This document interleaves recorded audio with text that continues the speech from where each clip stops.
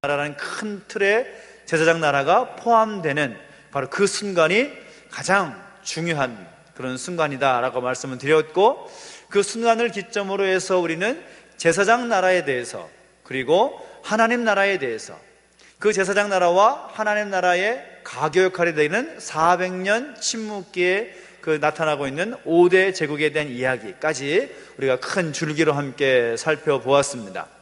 그리고 우리가 함께 살펴본 것은 우리가 노래로 불렀지만 창세기부터 요한계시록까지 나타나고 있는 하나님의 마음, 이 하나님의 마음이 어떻게 나타나고 있는가, 그 하나님의 마음이 창세기부터 요한계시록까지 20개 정도로 또 나눠서 함께 하나님 마음을 살펴볼 수 있겠다라는 관점에서 공부를 했고, 그리고 우리가 계속해서 지금까지 공부하고 있는 과정 가운데 우리가 성경 줄기를 공부하고 있지 않습니까?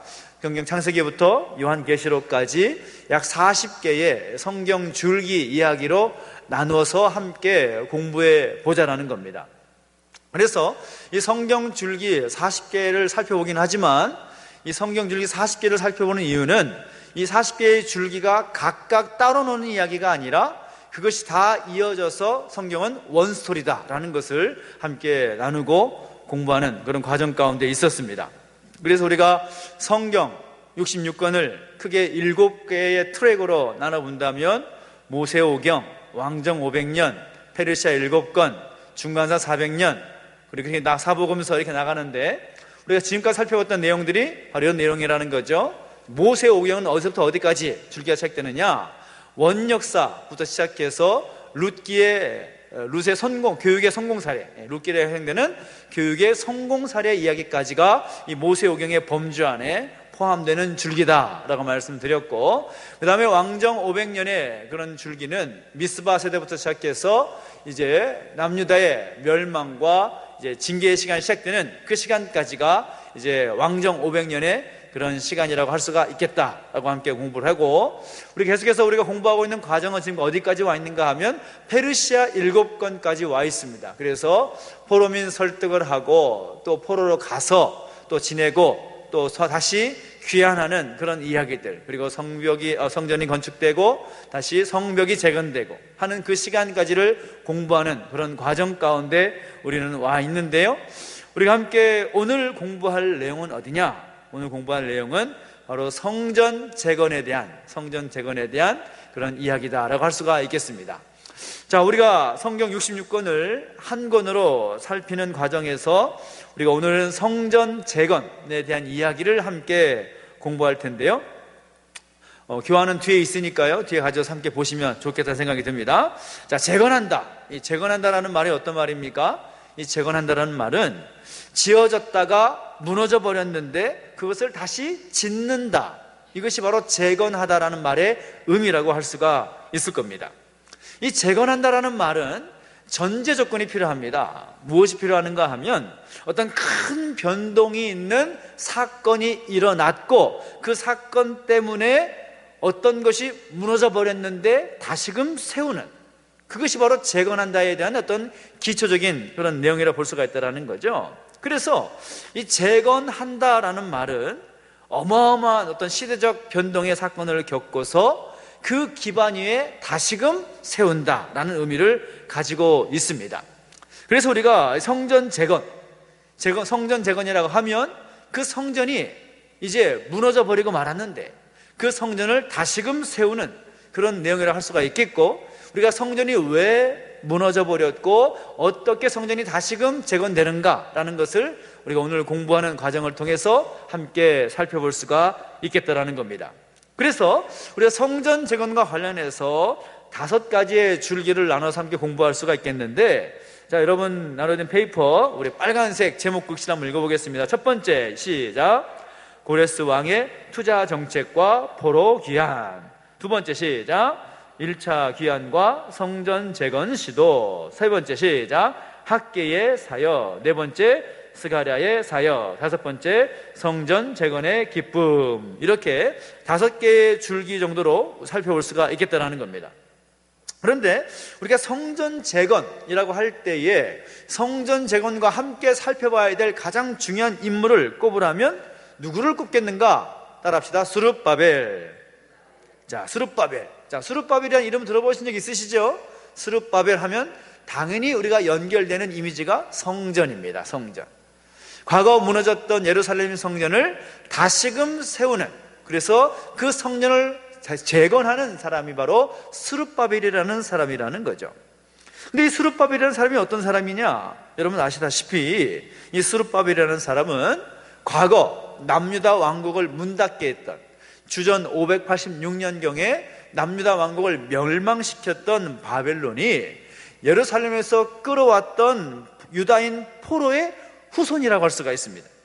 그런데 그 뒤에 스룹바벨만 이름만 있는 것이 아니라 스룹바벨 총독이라는 호칭이 더 붙습니다.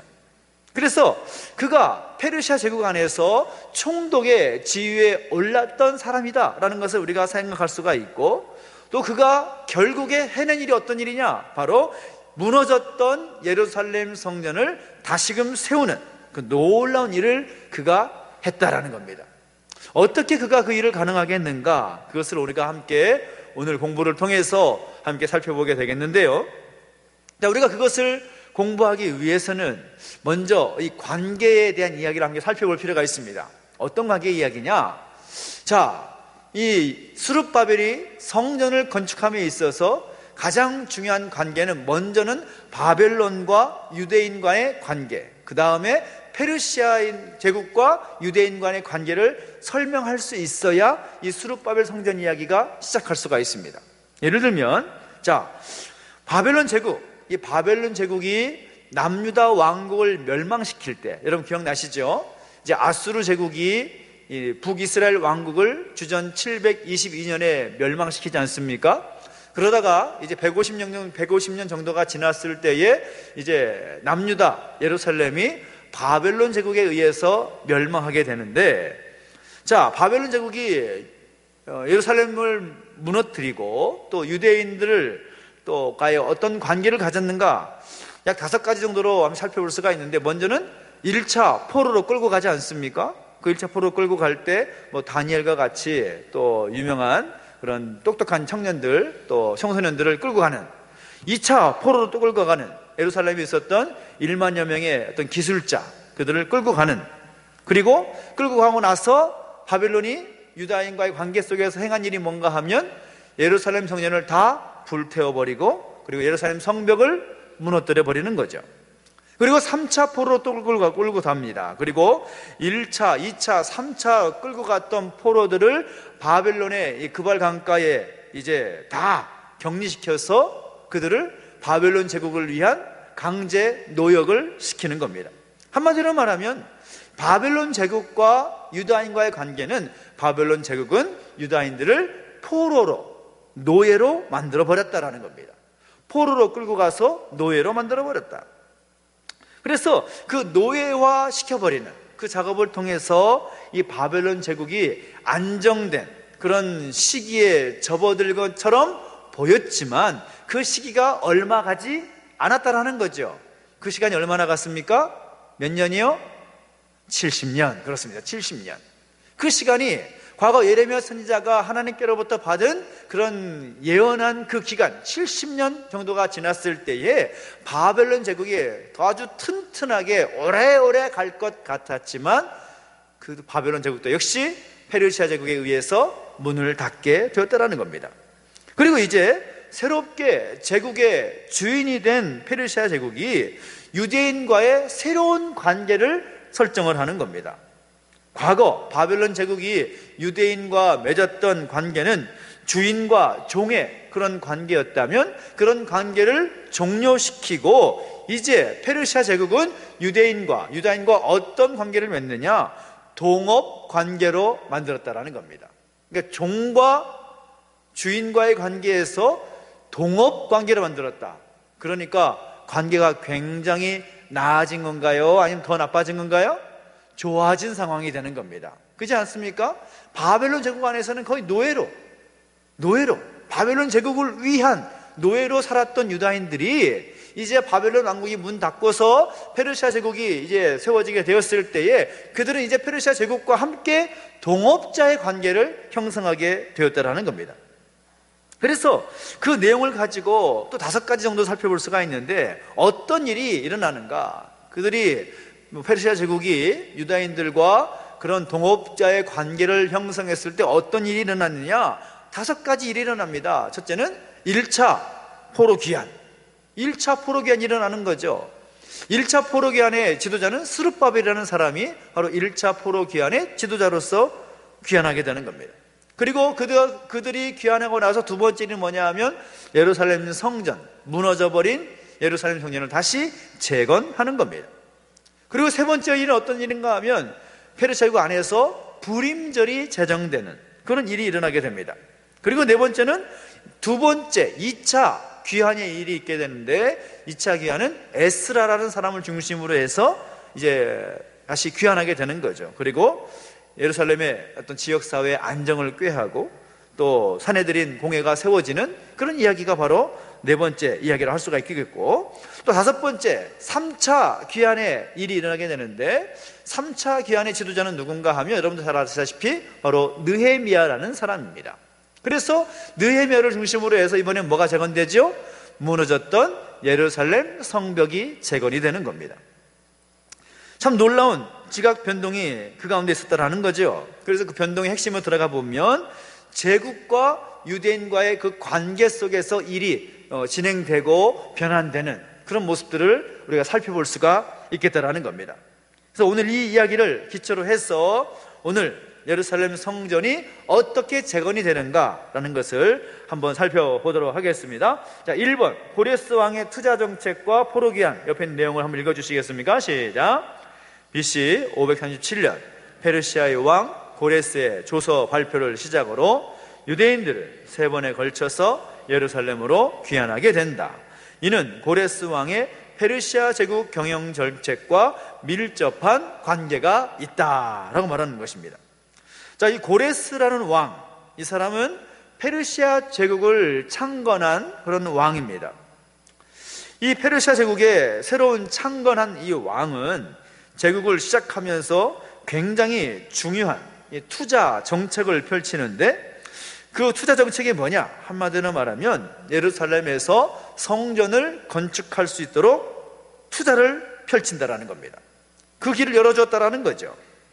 그래서 그 고레스 왕이 예루살렘의 성전을 재건하는 그 일에 있어서 투자하는 그 정책이 가능했던 그 근거가 어디 있겠습니까? 과거 예레미야의 그 70년의 언약의 성취라는 그 약속 이야기를 에스겔 선지자를 통해서 충분히 공부하고 배우고 설득받았던 이 사람들이 이 페르시아 제국 안에 있었다라는 거죠. 그리고 두 번째로는 그 에스겔 선지자가 한 걸음 더 나아가서 예루살렘 성전이 어떤 모양을 가질 것인가, 그 성전에 대한 조감들을 이미 내놓았기 때문에 그 부분을 알고 또 배우고 익혔던 유다인들에 의해서 이들이 바로 고레스 왕의 파트너가 되었고, 이들로 말미암아 고레스 왕의 예루살렘 성전을 다시금 새롭게 세우는 그 일이 가능하게 되었다라는 겁니다. 백지에서 만들기는 쉽지 않은 거죠. 그렇지 않습니까? 전혀 듣도 보도 못한 그런 성전을 다시 짓는다.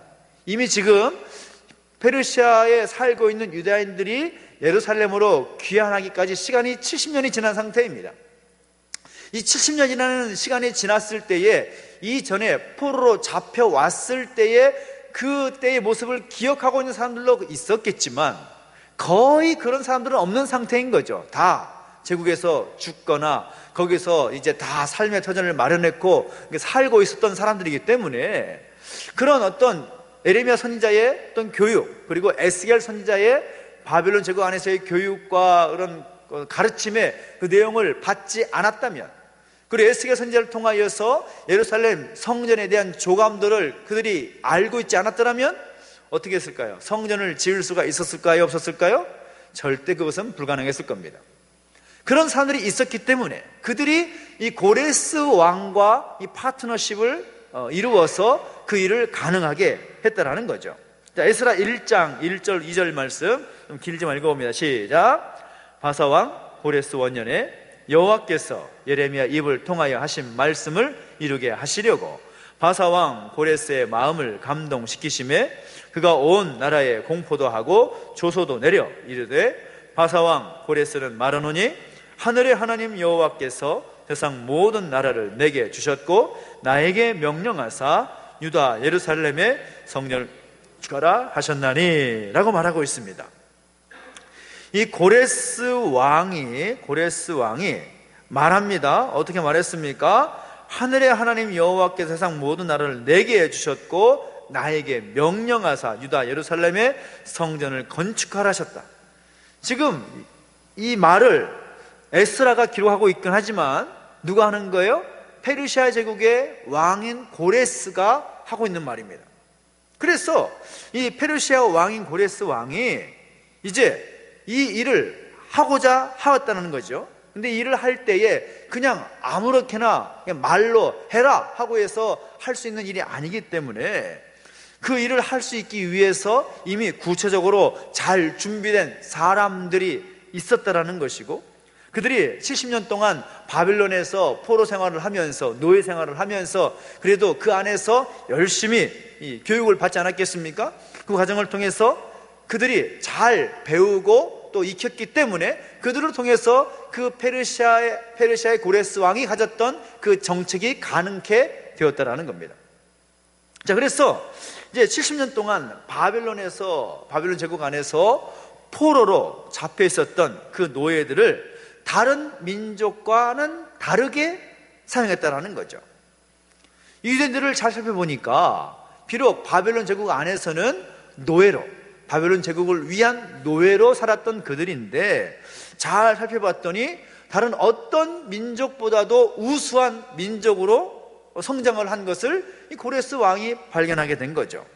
그 이유가 어디 있겠습니까? 우리가 이미 공부한 내용이지만 예레미야 선지자가 백성들에게 말할 때 이제 앞으로 제국에서 4가지의 어떤 생존 방식을 말하지 않습니까? 첫째는 가서 집을 짓고 살라라는 겁니다. 가서 이제 하나냐라는 사람이 2년 만에 회복될 것이다라는 말에 속지 말고 가서 포로로 잡혀가게 되면 그곳에서 집을 짓고 터전을 마련하라, 그런 말을 합니다. 텃밭을 만들어서 그 열매를 따 먹어라. 그 땅 안에서 번성하면서 살라. 바벨론 성읍에 평안을 구하라. 그런 어떤 4가지의 어떤 생존하기 위한 방식을 말해주었는데, 그 다음에 그 70년의 시간이 어떤 시간이냐? 예레미야 선지자가 말할 때 뭐라고 말합니까? 그 시간은 너희의 조상들이 갖고 있었던 죄에 대해서 징계를 받는 시간이다. 징계 70년. 그리고 그들이 너희가 다시금 제사장 나라에 대한 분명한 가르침을 받게 되는 교육의 70년의 시간이다. 그리고 안식의 개념, 이제 70년 동안 예루살렘 땅이 안식하게 되는 그런 시기의 안심 70년의 의미, 그리고 가장 중요한 70년의 의미는 뭔가 하면 바벨론 제국의 70년 수명이라는 중요한 4가지 의미를 말했다라는 거죠. 그래서 그런 교육을 바벨론 제국 안에서 이 에스겔 선지자를 통하여서 계속 받으면서 그 시간을 보냈더니 다른 어떤 민족보다도 뛰어나고 월등한 민족이 되어 있었다라는 겁니다.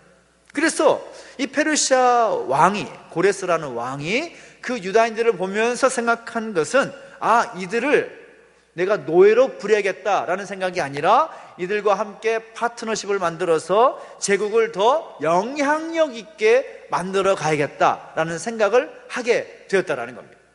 그래서 이제 유브라데스 강, 이 페르시아 제국의 아주 중요한 젖줄기라고 할 수가 있는 이 유브라데스 강이 있는데, 강 서편의 땅, 가나안 땅을 포함해서 강 서편의 모든 땅을 거점으로 삼고 새롭게 재건할 수 있는 원대한 그 꿈을 갖게 되었고, 그 꿈을 이루기 위해서 그 책임을 맡을 만한 민족으로 어떤 민족을 택했느냐?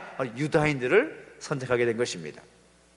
근데 중요한 것은 이 모든 것이 고레스 왕의 생각일까요? 아니라는 거죠.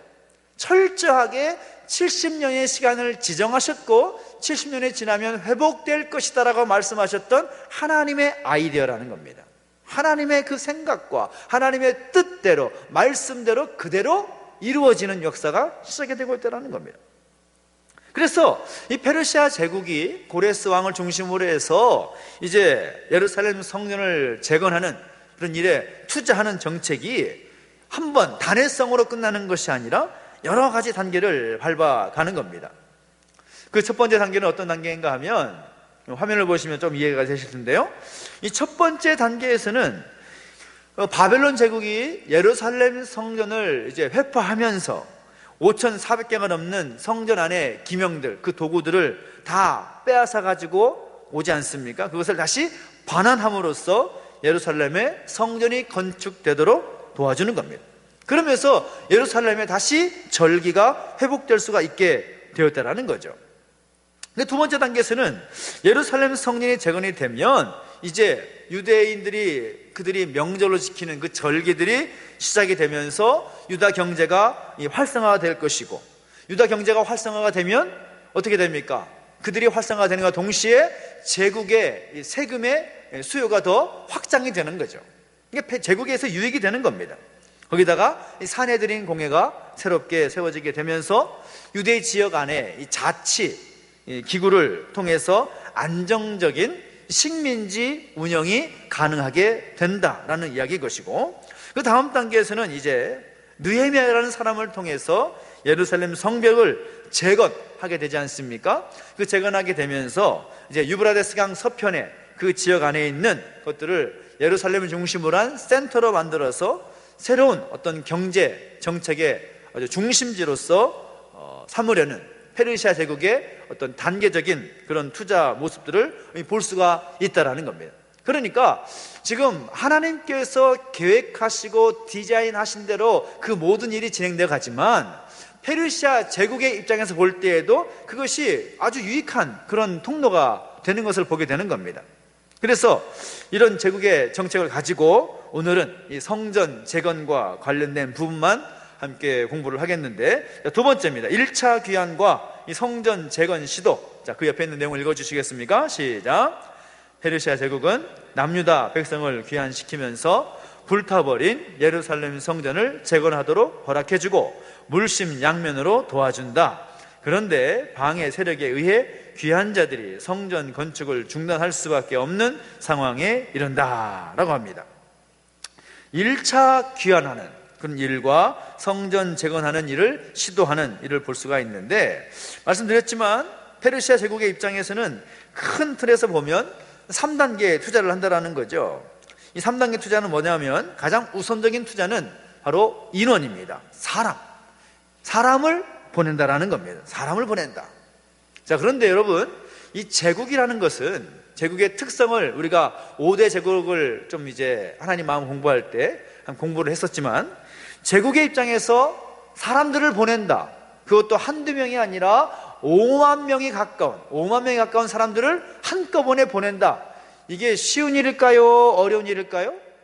어려운 일입니다. 쉽지 않은 일입니다. 제국에 있어서 가장 중요한 건 사람 수입니다. 사람 수.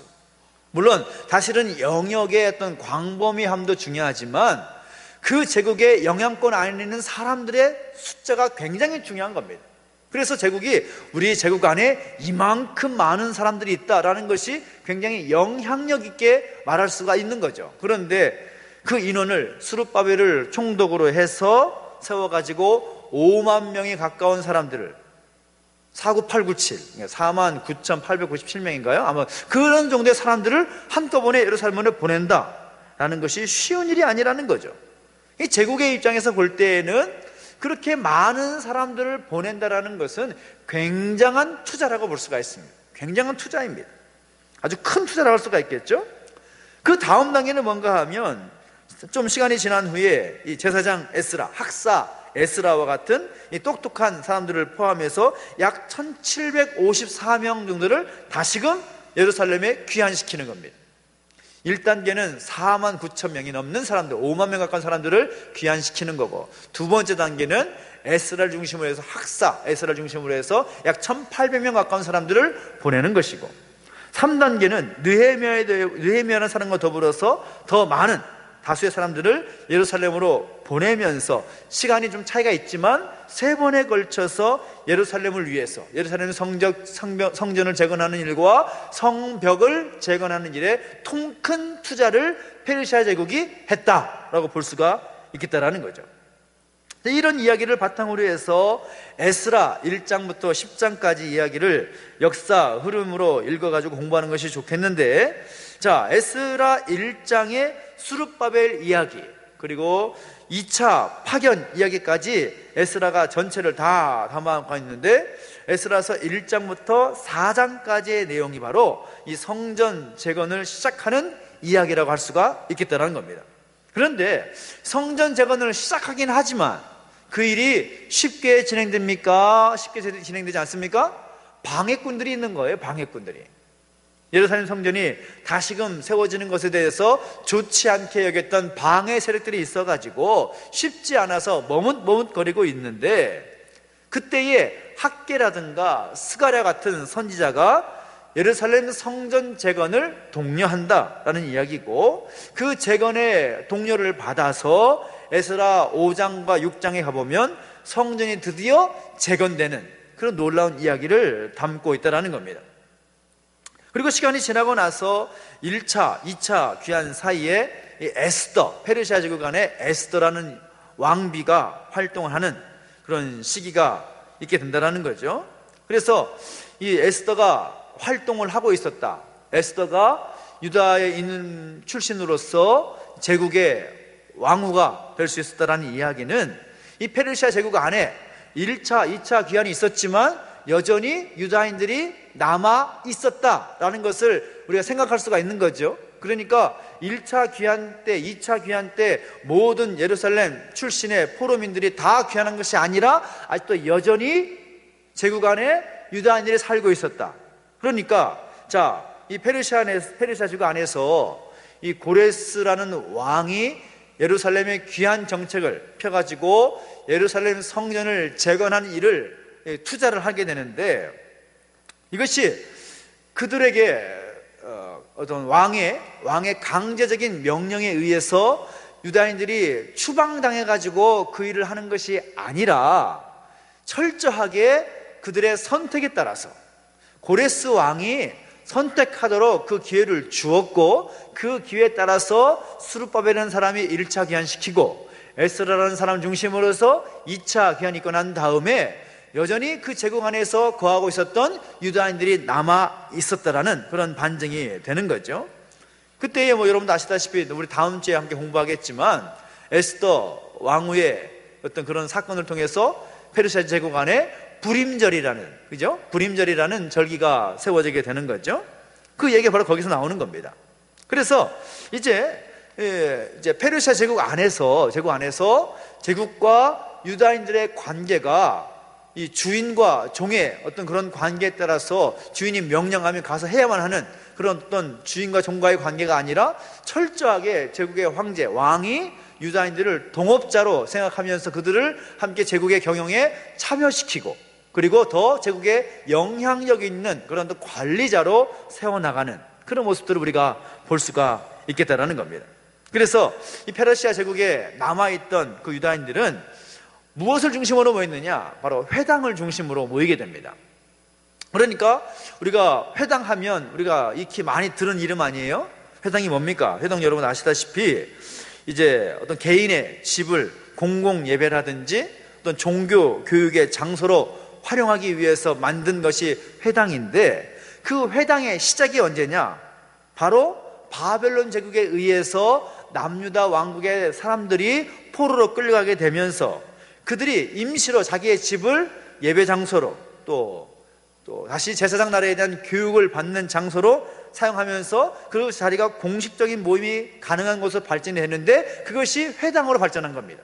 그러니까 회당의 시작은 그들이 포로 생활을 하게 될 때에 세워지게 된 그런 유래를 가지고 있다는 거죠. 그래서 그 회당이 계속 이어지게 되면 바벨론 포로 때부터 시작해가지고 페르시아 제국 안에서도 계속 이어져 오게 되고, 헬라 제국 안에서도 이어져 오게 되고, 로마 제국까지 이어지게 되는데, 우리 예수님께서도 복음서를 보면 어디에 가서 말씀을 가르치십니까? 회당에 가셔서 말씀을 가르치시고 복음을 전하는 그 장면들을 우리가 복음서를 통해서 우리가 확인하게 되는 겁니다. 자, 이어서 이제 성전을 재건하는 일이 잠시 멈추게 되는데, 그때 누가 사역했다고 합니까? 학개라는 선지자가 사역을 하기 시작합니다. 학개서가 배경이 되는데, 학개의 사역, 그 옆에 내용 읽어주십시오. 시작. 성전 건축이 기초만 놓인 상태에서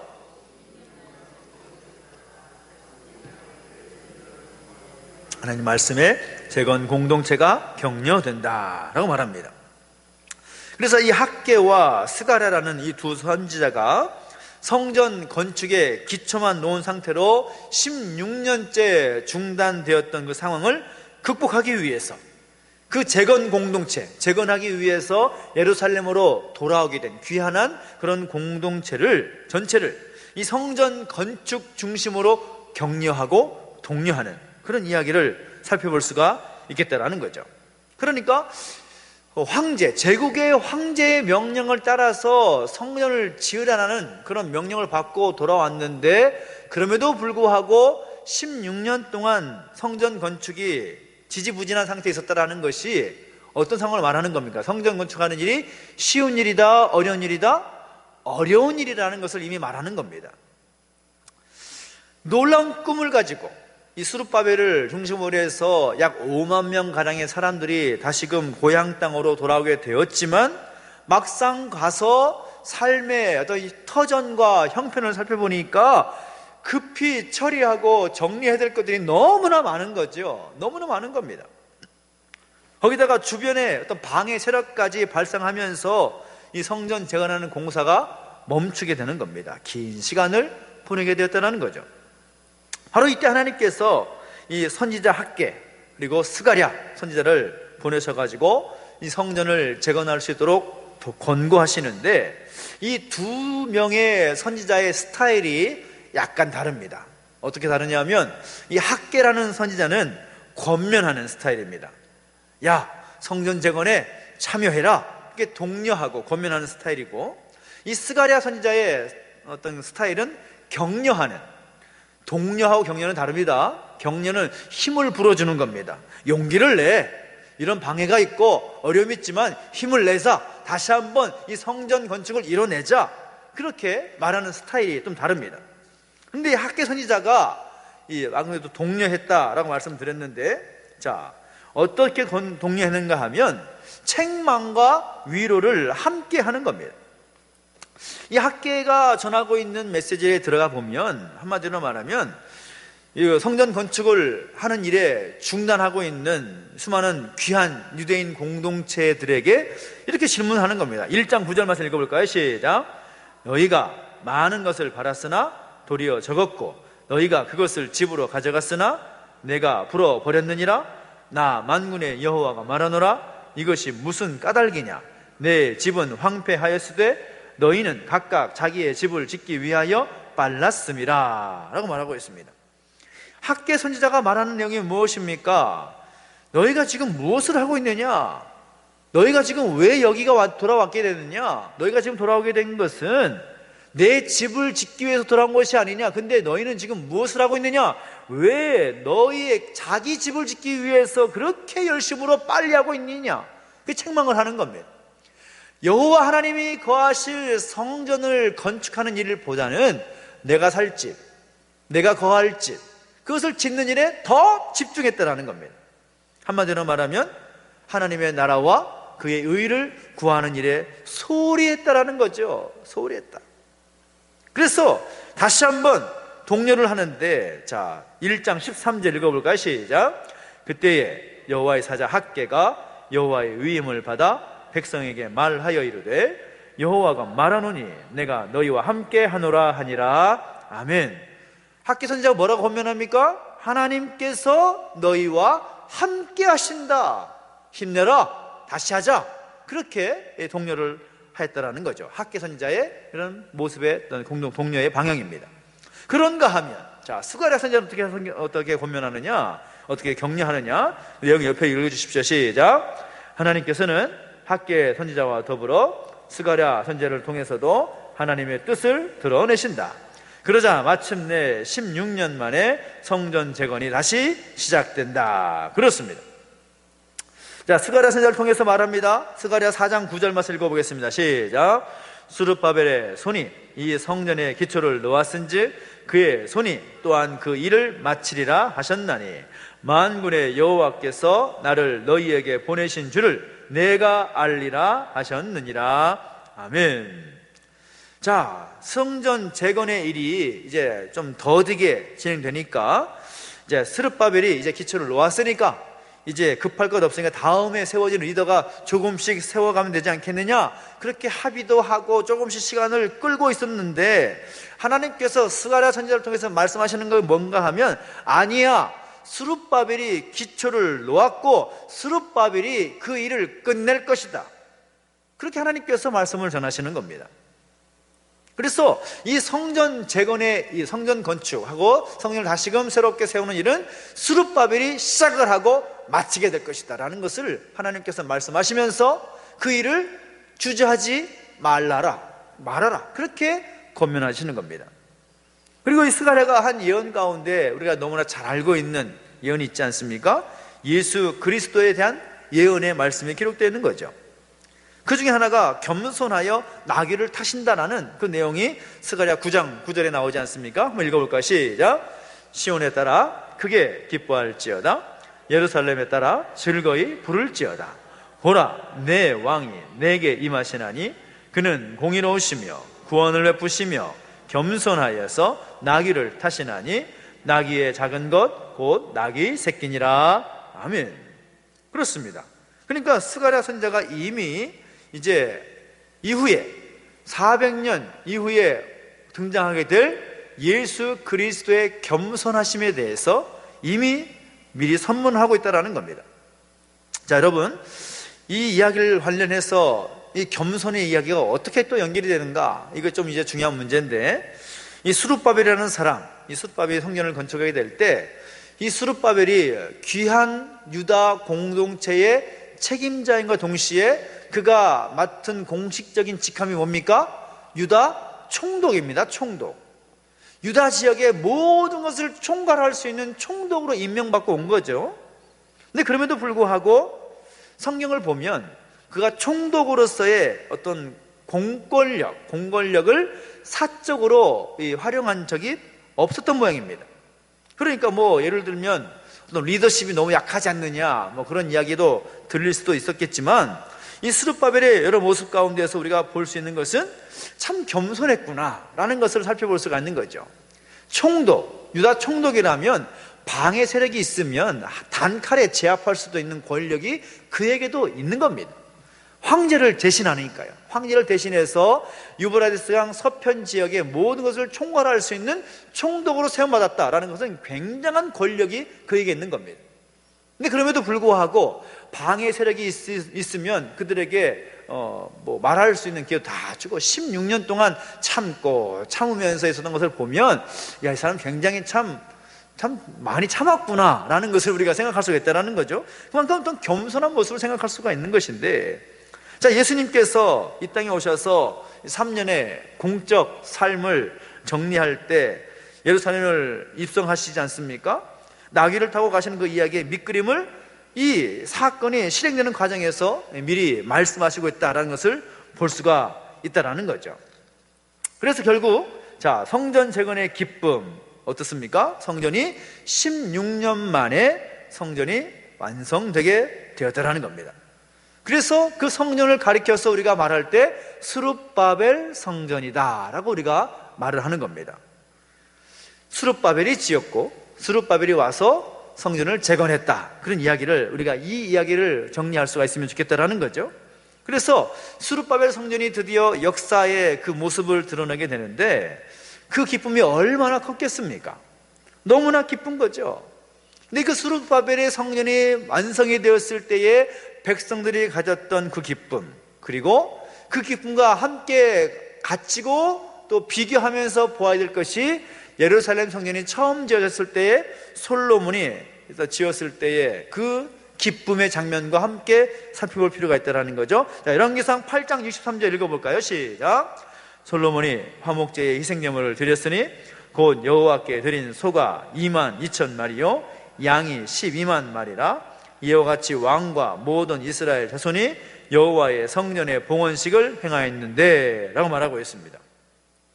많은 사람, 이스라엘 전역이라고 할 수가 있는 단에서부터 브엘세바에 이르는 수많은 곳곳에서 이 성전 낙성식을 위해서 함께 모였는데, 모여가지고 소 2만 2천 마리, 양 12만 마리를 하나님께 바치면서 기쁨의 화목제를 드렸다라는 거죠.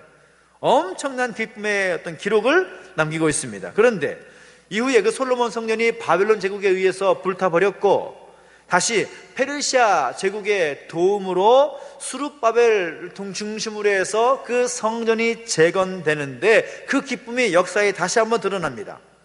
그 재건의 기쁨이 어떻게 나타나는가 하면 에스라 6장 17절 18절에 나온다라는 거죠. 읽어보겠습니다. 시작. 하나님의 성전 봉헌식을 행할 때에 수소 100마리와 수량 200마리와 어린 양 400마리를 드리고, 또 이스라엘 지파의 수를 따라 수렴소 12마리로 이스라엘 전체를 위하여 속죄제를 드리고, 제사장을 그 분반대로 레위 사람을 그 순차대로 세워 예루살렘에서 하나님을 섬기게 하되 모세의 책에 기록된 대로 하게 하니라. 아멘. 그러니까 이 일이 드디어 완성이 되면서 솔로몬이 성전을 건축하고 봉헌식을 할 때의 그 기쁨만은 못하지만, 그래도 그 성전이 다시 세워지고 재건됨의 그 기쁨을 마음껏 표현하고 있는 그런 모습들을 볼 수가 있었다라는 거죠. 참 기뻤다라는 마음이 들어는 것입니다. 근데 그러는 가운데 우리가 또 기억하고 넘어가야 될 부분은 뭔가 하면, 이 성전을 재건하는 그런 시작 단계에서 보면 3장 12절 말씀, 이런 말씀이 있습니다. 제사장들과 레위 사람들과 나이 많은 족장들은 첫 성전을 보았으므로 이제 이 성전의 기초가 놓임을 보고 대성통곡하였으나 여러 사람은 기쁨으로 크게 함성을 지르니 라고 말하고 있습니다.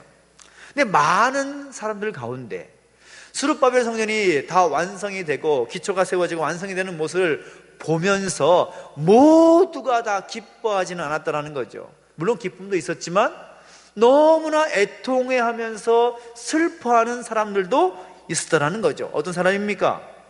첫 번째 성전을 본 사람, 그러니까 바벨론에 의해서 포로로 잡혀오기 이전에 남유다 왕국 안에서 예루살렘 성전의 그 모습을 보았던 사람들, 그것을 경험한 사람들은 그 크기와 모습에 비해서 스룹바벨 성전이 참으로 초라하게 느껴진 거죠.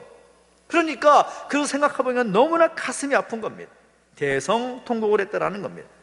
그래서 이 스룹바벨 성전이 과거 솔로몬 성전보다 참 규모와 어떤 모습, 가치적인 모습이라 해야 될까요? 그런 모습에서 너무나 초라해 보이니까 계속해서 그들의 마음 가운데 어떤 마음이 있었을까요? 성전을 크게 지었으면 좋겠다라는 마음이 있게 되는 겁니다. 이해되시나요? 자, 성전이 너무 작게 지어졌고, 과거 다윗과 솔로몬 시대에 그 어마어마한 위용을 자랑했던 그 성전에 비해서 너무나 초라해 보이니까, 비록 그 성전을 재건한 기쁨이 있긴 하지만 과거 솔로몬 성전보다 초라해 보이는 그것 때문에 늘 마음 한켠에 어떤 마음이 있는 거예요?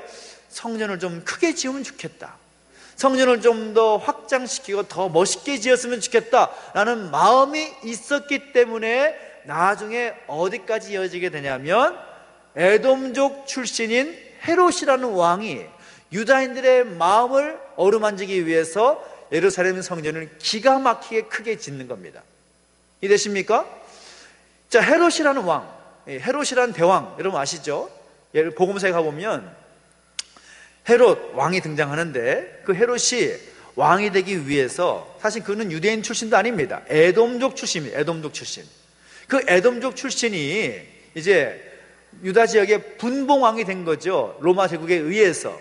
로마 제국에 의해서 분봉왕이 되는데, 분봉왕이 되니까 분봉왕으로서 그 유다 지역 가운데 유다인들에게 영향력을 미치기 위해서 그들의 마음을 만져줘야 되는데, 그 마음을 만져주기 위해서 가장 좋은 게 뭐냐?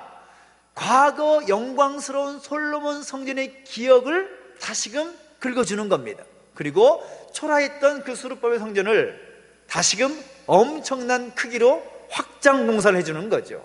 성전을 크게 지어주는 겁니다. 거기까지 그 이야기가 이어지는 거죠. 그래서 이 성전의 어떤 줄기 이야기도 우리가 함께 살펴보면 참 중요한 의미를 찾을 수가 있습니다. 솔로몬 성전이 등장하고 이후에 스룹바벨 성전이 등장하고 또 그 이후에 예수님 당시에 헤롯 성전까지 이어지는 그 모습을 우리가 이 이야기를 통해서 정리할 수가 있겠다라는 것입니다.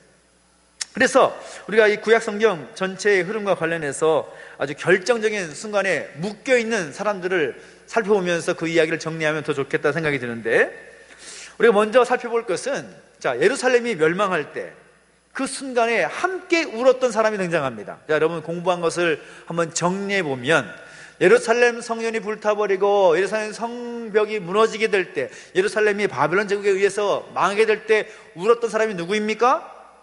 예레미야가 함께 울었습니다. 에스겔 선지자가 울었습니다. 끌려가면서 다니엘 선지자가 함께 울었겠지요. 그러니까 예루살렘이 망하면서 그 세 명의 선지자들이 함께 울고 눈물을 흘렸던 그 이야기를 함께 보면 좋겠다 생각이 들고, 또 바벨론 제국이 멸망하고 페르시아 제국이 등장했을 때 페르시아 제국이 이전에 바벨론 제국과는 다른 정책을 펼치게 됐는데, 스룹바벨을 통해서 성전을 재건하는 일을 맡겠다라는 것이죠. 그래서 그 스룹바벨과 이어지는 사람이 누구예요? 스룹바벨과 학개, 스가랴, 이 선지자 세 명이 또 연결이 되는 겁니다. 이해되시나요? 이 세 명이 또 연결이 되고, 그 다음에 이후에 예루살렘 성벽이 재건될 때 마지막 3차 귀환을 통해서 느헤미야라는 사람을 중심으로 해고 이제 성벽을 재건하게 되는데, 그 성벽을 재건할 때 또 우리가 연결되는 또 세 사람이 있다라는 거죠. 바로 아닥사스다라는 페르시아 제국의 왕에 의해서 그가 계획을 세우고 느헤미야가 그 계획을 가지고 가며, 그리고 함께 했던 사람이 누구인가 하면 바로 에스라라는 사람이 그 일에 동참하게 됩니다. 여러분 기억하십시오. 예루살렘이 망하게 될 때 세 명 누구라고 그랬어요? 예레미야, 에스겔, 다니엘. 그 다음에 예루살렘 성전이 재건될 때 세 명 누구입니까? 스룹바벨, 학개, 스가랴. 그 다음에 예루살렘 성벽이 재건될 때 세 명 누구였습니까? 느헤미야와 에스라와 아닥사스다라는 왕이 그 일에 포함되는 그런 줄기적인 이야기로 볼 수가 있겠다라는 거죠. 그래서 한마디로 결론적으로 말씀을 드리면, 이 성경에 많은 이야기들이 있지만 우리가 그동안 계속 부분적인 이야기를 함께 살펴보면서 우리가 계속 성경 줄기 이야기를 공부하고 있는데, 그 이야기들을 각각 나눠가지고 따로따로 이야기로만 볼 것이 아니라 그 시대의 이야기를 시간과 공간과 인간을 함께 묶어가지고 공부하면 굉장히 풍성한 그런 공부가 되고, 결국은 성경은 원스토리다라는 것을 우리가 살펴볼 수가 있게 된다는 겁니다. 오늘은 우리가 예루살렘 성전 재건의 이야기를 함께 공부했습니다. 다음 시간에는 이제 1차 귀환한 사람들이 예루살렘에서 성전을 짓고 있을 때 이 페르시아의 전 지역에서 흩어져 있었던 유대인들의 어떤 삶의 자리에서 일어난 이야기, 에스더와 관련된 이야기를 공부하도록 하겠습니다. 오늘 정신없이 지나갔지만 공부 잘 하셨습니까? 네, 공부하셔서 다음 주에 오실 때까지 숙제는 어디까지 읽어오는 거겠어요? 에스라, 학개, 스가랴까지 꼭 읽어오시면 되겠습니다. 아시겠죠? 읽고 계시죠? 웃기만 하시면 안 됩니다. 꼭 읽어오셔서 이 성경 공부한 것이 여러분 머리 가운데 정리가 되었으면 좋겠습니다. 우리 같이 함께 기도할까요? 기도하겠습니다. 우리 같이 한번 함께 기도할 때에 또 이 성전에, 예루살렘 성전 무너졌던 예루살렘 성전이 재건되는 그 모든 일, 과정, 그런 모습들을 보면서 우리가 기억할 것은, 하나님의 약속은 변함없이 그 일을 이루어 가신다라는 겁니다. 하나님의 뜻은 변함이 없다. 하나님의 뜻은 틀리지 않는다. 결국 70년이라는 시간이 지나고 났을 때 페르시아 제국을 사용하셔서 그 제국을 통하여 예루살렘 성전이 재건되게 하시는 그 놀라운 일을 이루신 하나님을 생각하면서, 하나님의 계획은 틀리지 않습니다. 하나님의 때와 시기와 방법은 틀리지 않습니다. 그 놀라운 하나님의 계획이 오늘 우리의 삶 가운데 동일하게 이어지고 있음을 기억하면서 함께 이렇게 기도했으면 좋겠습니다. 하나님, 오늘 우리의 삶을 향한 하나님의 계획이 변함없고 또 틀리지 않음을 믿게 해주시고 그 하나님을 의지하며 살아가는 우리의 복된 삶이 되게 하여 주십시오. 그 신실하신 하나님을 바라보며 오늘 하루 우리에게 주어진 삶을 잘 살아낼 수 있는 우리의 모습이 되게 해주십시오. 결단하면서 그 하나님의 은혜를 구하며 함께 기도하며 나가시겠습니다. 함께 기도하겠습니다. 하나님 아버지 주님을 찬양합니다. 우리 가운데 함께 하셔서 하나님의 놀라운 일들을 이루게 하신 하나님을 찬양합니다. 하나님 아버지 붙잡아 주시고 인도하셔서 하나님께서 말씀하셨던 예루살렘 성전의 재건, 또 그들이 70년의 시간이 지날 때에 다시 그들을 귀환시키시고 다시 그 새 일을 이루실 제사장 나라의 새로운 모습으로 만들어 나가실 하나님의 뜻이 변함없이 변동없이 진행되는 것을 보게 하시니 감사합니다. 하나님, 그것이 하나님의 뜻이었고 하나님의 계획이었음을 우리가 믿습니다. 그것을 바라보면서 우리가 든든하게 그 하나님을 신뢰하며 살아갈 수 있는 우리의 모습이 되게 하여 주시옵소서. 하나님 바라보며 하나님 의지하며 믿음 가운데 든든히 서갈 수 있도록 역사해 주시고 함께하여 주시옵소서. 그래서 하나님, 우리 삶을 향한 하나님의 계획도 변함없고 흔들리지 않는 줄 믿습니다. 그 사실을 믿음으로 공부하며 살게 해주시옵시고 하나님 바라보면서 우리 삶의 자리에서 힘써 살아갈 수 있는 우리의 모습이 되게 하여 주시옵소서. 하나님을 찬양합니다. 그 하나님을 의지하며 나아갑니다. 그 신실하신 하나님을 바라보며 의지하는 우리 모습이 될 수 있도록 인도하여 주시옵소서. 우리 한 번 더 기도할 때 우리 831 기도를 통해서 우리 교회를 위해서, 우리 믿음의 가족들을 위해서, 또 나라 민족을 위해서 함께 기도하고 있는데, 무엇보다 또 하나님의 그 놀라운 뜻이 회복하게 하시고 새로운 뜻을 이뤄나가실 그 하나님의 뜻을 구하면서 교회를 올려드리고 또 이 나라 민족을 올려드리며 기도했으면 좋겠습니다. 하나님께서 세우신 이 교회, 하나님께 세우셨고 지금까지 진행해 오게 하셨고 또 앞으로 모든 새로운 일들을 하나님께서 진행케 하실 줄로 믿습니다. 하나님의 계획에 합당하게, 하나님의 뜻에 합당하게 세워질 수 있는 교회가 되게 하여 주십시오.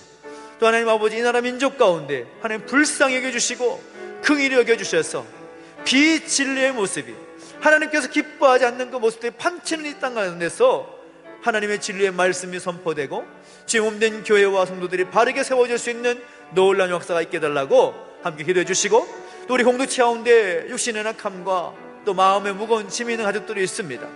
하나님의 치유의 손길, 하나님의 치유의 능력이 임해야 될 우리 믿음의 가족들이 있습니다. 하나님 함께 해주시라고 그들의 이름을 불러가면서 함께 기억하며 선포하며 기도하시겠습니다. 함께 기도하겠습니다. 하나님 아버지 주님을 찬양합니다. 우리 함께 교회를 위해서 또 이 나라 민족을 위해서 우리 믿음의 가족들과 함께 중보하며 기도하게 하시니 감사를 드립니다. 하나님 아버지 동행해 주시고 함께하여 주시옵소서. 우리가 하나님 말씀해 주시고 인도하여 주셔서 하나님 뜻을 붙잡고 나아가는 우리의 모습이 되게 하여 주시옵소서. 하나님 아버지 주님을 찬양합니다. 주께서 교회를 세워주셨고 또 이 나라 민족을 세우셨으며 이 땅에 수많은 교회 성도들을 세워주셨고 하나님 믿음의 가족들을 세워주셨는데, 하나님 무엇보다 하나님의 놀라운 은혜가 넘쳐나기를 소원합니다. 사람의 뜻과 사람의 계획대로 되는 것이 아니라 오직 살아계신 하나님의 능력과 하나님의 놀라운 그 계획에 따라서 진행되는 모든 움직임 되게 해주시옵소서. 하나님 기뻐하시는 교회가 되게 하여 주십시오. 하나님께서 원하시는 이 시대의 교회가 될 수 있도록 인도하여 주십시오. 하나님 그 모든 계획에 귀하게 사용하시는 교회가 되게 하여 주시옵소서. 이 나라 민족 가운데 불쌍히 여겨주시옵시고 하나님의 공의를 넘치게 해주시옵시고 하나님의 뜻이 땅 가운데 펼쳐지게 하셔서 온갖 비진리와 하나님께 기뻐하지 않는 그런 악한 모습들이 판을 치고 있는 이때에 하나님의 진리의 말씀이 바르게 세워질 수 있는 이 나라 민족 되게 하여 주시옵소서. 그 모든 일이 가능하게 되는 건 일에 우리 하나님께 세우신 교회와 성도들이 그 일에 쓰임받고 도구가 되기를 원합니다. 하나님 붙잡아 주시고 함께 하셔서 그 일이 온전히 이루어질 수 있도록 우리가 기도하고 엎드리옵나오니 주께서 들어주시고 응답하여 주시옵소서. 이 교회를 주께 사용하여 주시옵시고 이 교회를 통해 하나님께서 놀라운 역사하시는 일들이 이루어지게 하여 주시옵소서. 하나님 능력이 필요합니다. 은혜가 필요합니다.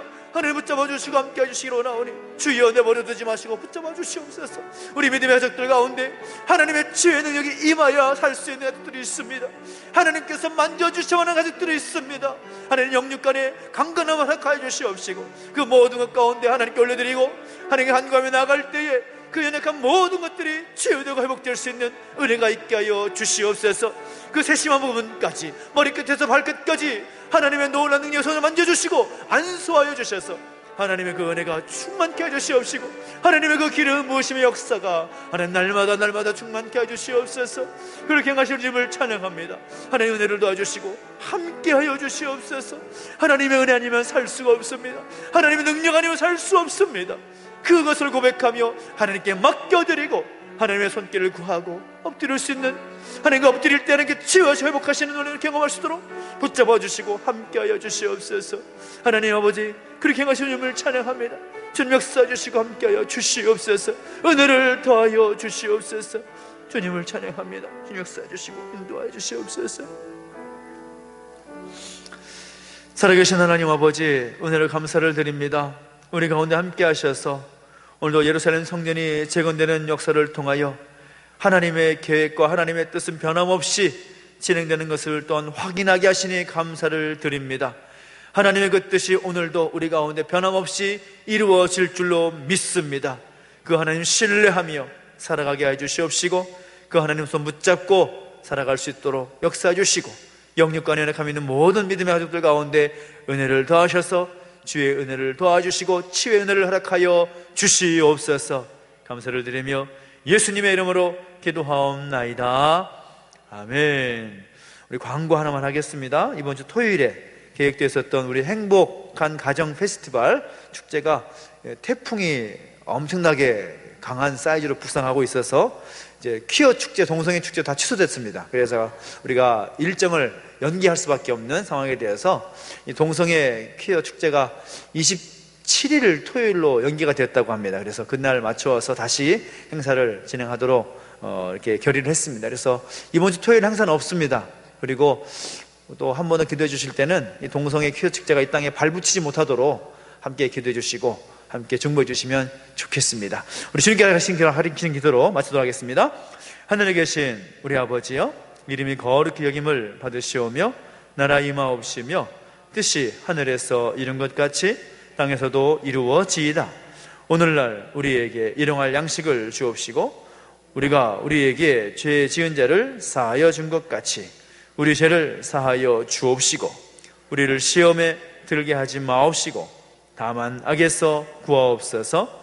대개 나라와 권세와 영광이 아버지께 영원히 있사옵나이다. 아멘.